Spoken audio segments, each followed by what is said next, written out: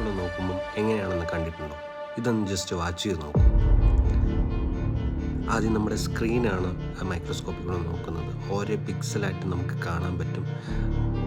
പിന്നെ അടുത്ത ഇയർ പീസിൽ നമ്മൾ നീഡിലിട്ട് നോക്കുമ്പോൾ അതിലുള്ള അഴുക്കിൽ എന്തൊക്കെയാണ് ഉള്ളതെന്ന് നോക്കാം. കണ്ടോ, ഇതൊക്കെ നമ്മൾ വിചാരിക്കുക നമ്മുടെ ഫോണിലുണ്ടെന്ന്. ഇതൊക്കെ നമുക്ക് ഫോണിൽ കാണാൻ പറ്റുന്ന ജീവികളാണ്. ഇത് മൈക്രോ ബാക്ടീരിയയും ബാക്കി മൈക്രോ ഓർഗാനിസംസും എല്ലാം നമ്മുടെ ഫോണിൽ തന്നെ ഉണ്ട്.